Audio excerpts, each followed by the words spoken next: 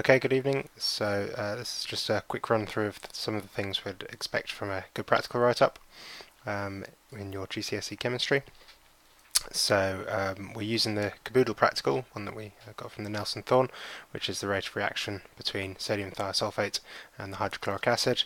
So this is a classic chemistry experiment whereby we mix the sodium thiosulfate together with the hydrochloric acid, and slowly that turns cloudy as tiny particles of sulfur are produced, and we put a cross underneath the mixture, and when the mixture goes too cloudy to see the cross, we stop the timer, and this is our measure of rate of reaction. So we just need the time, we don't need to measure the amount of product directly.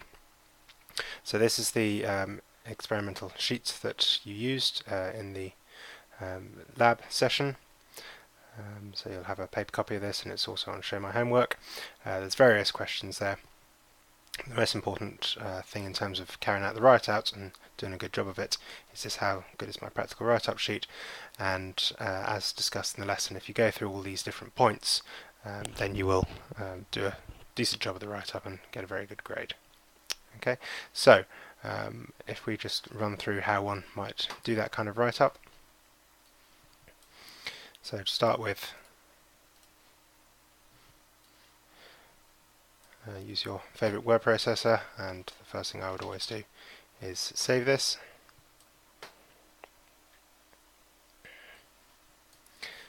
So let's call this C2 Practical 37 Write-Up, and your initials, so it's already saved, ready to go.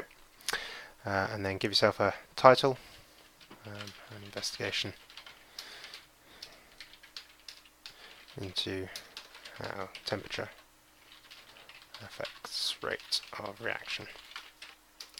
Right, so the first thing that we're being asked to give is a hypothesis. So identify an independent, dependent control variables, make sure we've got an appropriate range and interval of those variables, making sure we link the hypothesis, links the independent and dependent variables, we make a prediction, and how the experiment relates to the real world. This is mostly important when you're doing your control assessment, so in this case we haven't got a context particularly here. So our hypothesis needs to link those two together. Let's just put my name on there at the start and the date that this has been written.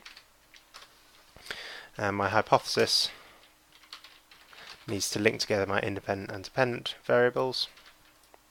So the rate of reaction between sodium thiosulfate and hydrochloric acid, so rate of reaction is the key one, but I'm being very specific and putting both of the chemicals there, is dependent on the temperature of the sodium thiosulfate. Okay, so one depends on the other. I'm going to make a prediction also. So I'm going to say which way I think this is going to go, and I'm going to predict that as the temperature increases, the rate of the reaction will also increase. Okay, so next thing that we're looking to do is how we actually carry out this experiment. So we need our method, so a list of all the equipment, a clearly labelled diagram, and a method clearly written so someone else could follow it and get similar results. So this allows us to be reproducible in our method. So this is one of the most important things for a scientist, to report exactly what you did so someone can carry out your experiment and hopefully get the same data as you. That makes your experiment reproducible. So in the practical that you were given the experimental details, you were given the method, you've got a nice diagram there, and you've got the experimental method. We did it slightly differently, so always make sure you write up what exactly you did rather than what you were told to do if there were changes in the lab conditions. So sodium thiosulfate solution, hydrochloric acid solution, we had a 10 cubic centimetre measuring cylinder and a 50. We need a stopwatch, a large cross on the paper, a large conical flask to carry the reaction out in, and a thermometer. Notice that we are being very specific and saying the volumes of all the measuring devices and the temperature here. This is the kind of detail you're expected to produce. The method as carried out, we've put more detail in that method compared to the practical sheet, because we made decisions about what we were going to do. In fact, we didn't measure 25 cubic centimetres in the class. We only had we didn't have 50, so we used the 25. Actually, that was the other way around. We had 50 of the sodium thiosulfate, and we only had 25 cubic centimetre measuring cylinder, so we had to measure twice.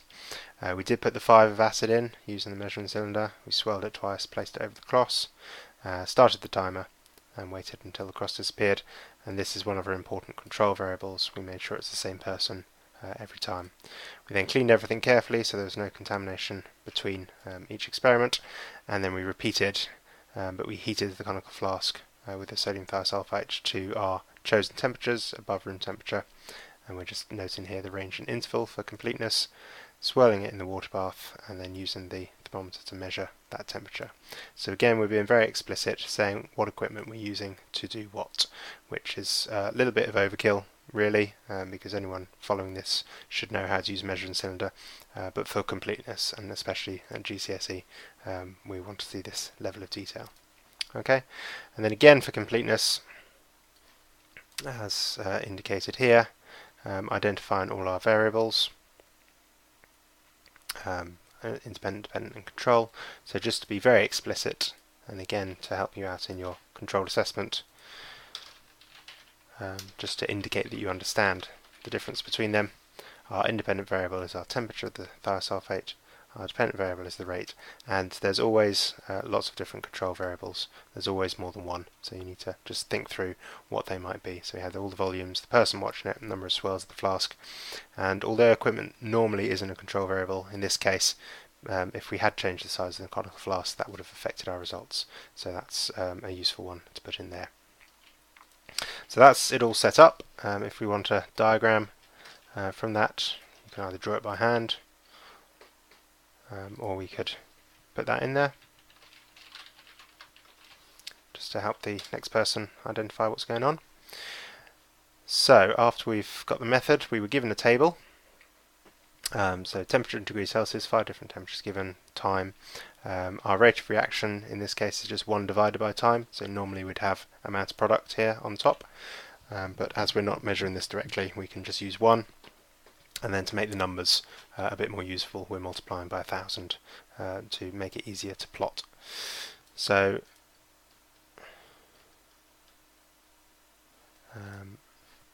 put our results in here.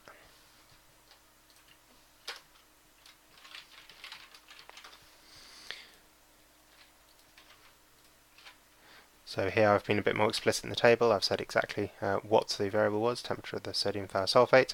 So our room temperature was slightly under 25, but that's not a problem. Time taken for X to disappear, so very explicit rather than just time, and then rate 1 divided by, and we got all the data here, and then rate times 1,000 to make these easier to plot. Plotting this all in Excel would be fine, but you need to draw your line and best fit by hand. So if we bring up Excel,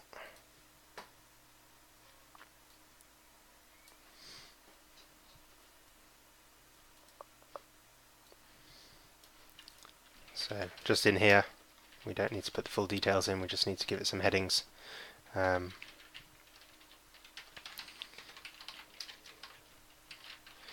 Just so it will plot the graph correctly, and if we put our data in there and our time, then we can get Excel to work this all out just to double check we've done it correctly.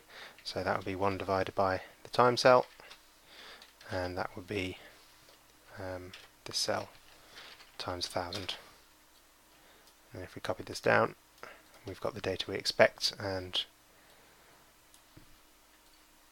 if we check the data, just checking across, obviously we've got a few more significant figures here, but all these datas match up. So we've done our calculations correctly.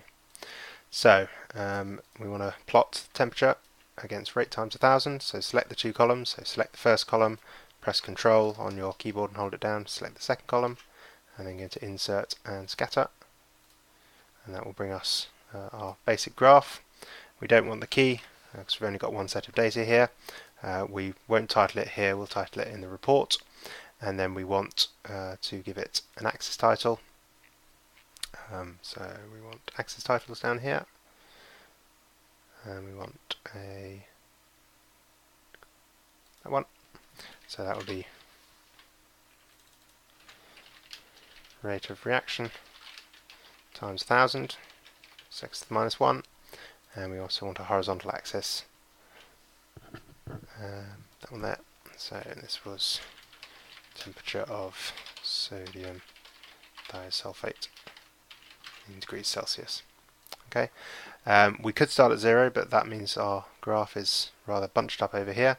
So if we change the axes, and let's say start at 20 on the horizontal axis, so bring up the primary axis options and change the minimum to 20. And then here again, this is rather bunched up at the top, so let's start at 5, let's say. So again, back up to the axis, primary vertical, and start at 5. So that's is a slightly better graph. It spreads things out a little bit, and we also want some grid lines on there to make it easier to see. So let's put on major and minor grid lines in both cases, and that's a much better graph. Okay, so just copy that one and then take it back over to our write-up, paste it in, and just enlarge it a bit. Okay, so we can see that we've got a curved line of best fit.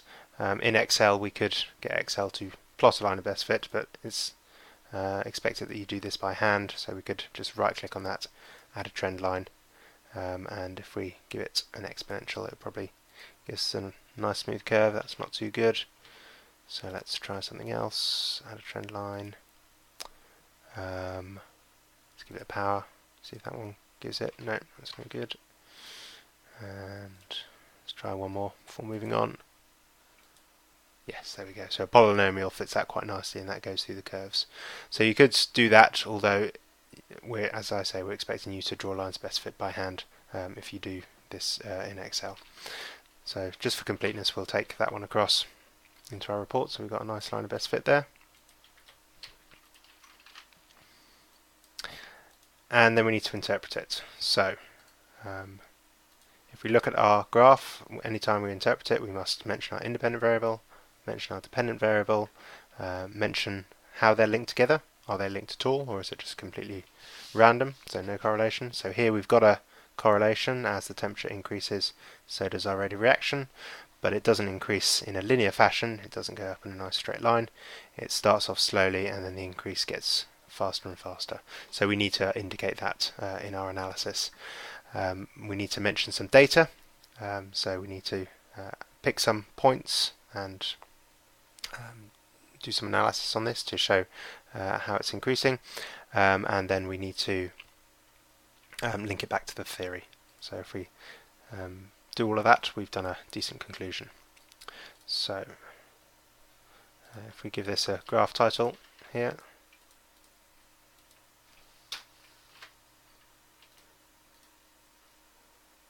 and let's put that all on one page. So we've got the results together and we've got the graph together.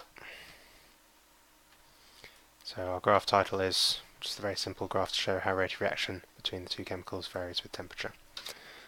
Okay, so we've got our results table, we've got our results graph, so now we need to write our conclusion and tell the reader what we found out. So a good conclusion is going to talk about the independent variable, how that varies, and the dependent variable, how that varies. We're going to talk about a pattern to see whether they are linked together at all, or whether it's just random scattered data, so no correlation. We're going to describe the shape of the graph accurately, so is it a linear graph, is it positive correlation, negative correlation.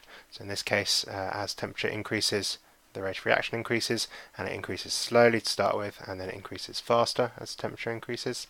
And then we're going to use some data to illustrate that pattern.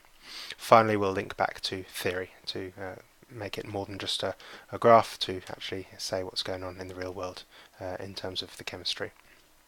So here I've spoken about as the temperature of the thiosulfate increases from 23 to 45, so covering my whole range. The rate increases slowly at first, then more rapidly as the temperature increases.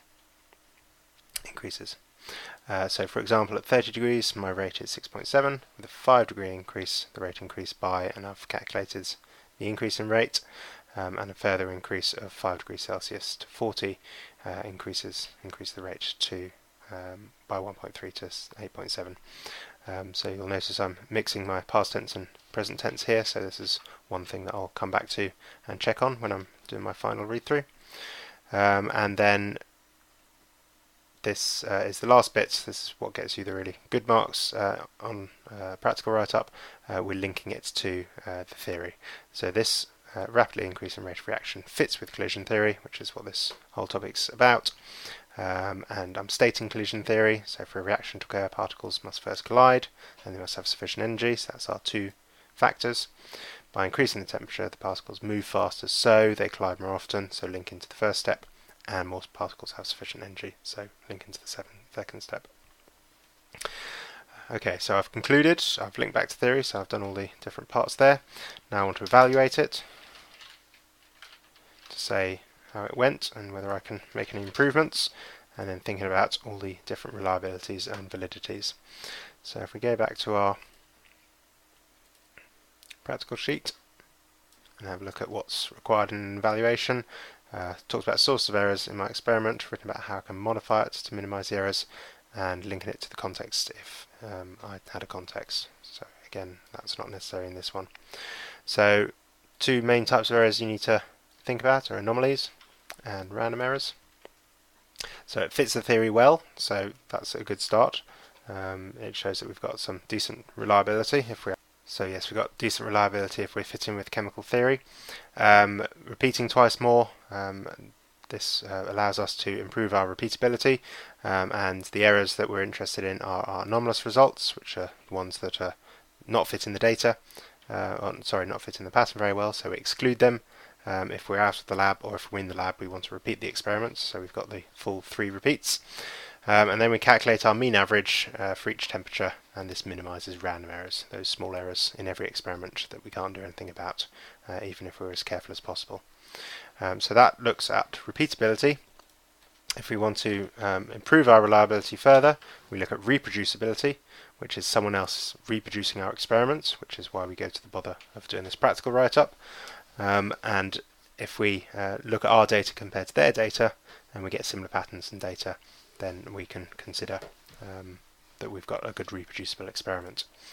Finally, if we want to improve validity, and validity is simply a reproducible experiment which fits the hypothesis properly, well, one of the major problems with this experiment is we heat up the flask in the water bath, and then we carry it back to our desk, and we start the experiment, which can run over 2 or 3 minutes, in which time the temperature of our solution is dropping. So actually by the end of the experiment it's not the 40 or 45 degrees we might have had at the start. So we can reduce this heat loss by wrapping insulation, for example, and that will reduce the heat loss and improve our validity. Okay, so that brings us to the end of the instruction sheet. So now dropping down here, I need to check my spelling, punctuation and grammar, use of Pepperit's keywords, and check my writing is clear and understandable. But I'll just run through here and make sure I've done everything, and as I scan through, yes, I've spoken about this, I've done that, I've got a method, and then, oh, okay, what have we done here? Risk assessment, so I've skipped this one out. Okay, so checking through my self-assessment guide, I notice that I've skipped something, so let's go back up. Where would the appropriate place for a risk assessment be? So maybe after the diagram. So let's put a risk assessment in there. Don't want to lose any marks from missing parts. And our risk assessment, we traditionally write in this 3-column table: hazard, risk and control measure. So talk about the chemical or the situation or the experiment you're carrying out, the particular method or the equipment, and what it can, what the issue is. So hydrochloric acid, for example, is an irritant that can irritate someone's skin. So washing up spills immediately, wearing gloves if you've got sensitive skin, etc. This does release a gas which can irritate the lungs, so particularly breathing problems for asthmatic people, so working in a well ventilated lab. And then, as ever, when we're using glassware, if it becomes broken, we're going to cut our skin, and so just sensible lab working and keeping the glassware away from the bench to minimise the chances of it getting broken. Okay, so I've got all the sections in there. Okay, I want to make sure my presentation, so my writing is clear and understandable. So If we just go through, it's a little bit plain, it doesn't really separate the sections out particularly well. So let's just use what Word gives us, which is our headings up here. Let's put the different headings in, so let's use heading 2 for the hypothesis, and then prediction, and then equipment. So this is already starting to look slightly better. Check my spellings, variables, etc. And then a nice diagram. So let's put those on one page, and then we've got the risk assessment there. And then we've got my results down here, and a nice graph, conclusion, and my evaluation has dropped off the end, that's not a problem. Okay, save it again, make sure you're saving regularly, and then if we zoom out and just have an overview of the whole practical write-up, it's all laid out pretty nicely. Maybe we want to put in a footer just at the bottom to give it a page number, so just make it look slightly smarter. And then obviously you'll run it through one more time, check your spellings, punctuations, grammar, make sure you pick up those marks. Okay, so I won't run through that now. I'm sure there's a few errors here and there, but you'd want to check this 2 or 3 times before you hand this in, because obviously as an assessed piece of work you want to do the best possible. Okay, so that's a brief run through, about 20 minutes of how to write a practical using the instruction sheet and all the resources available to you within the handout sheet. Okay, good night.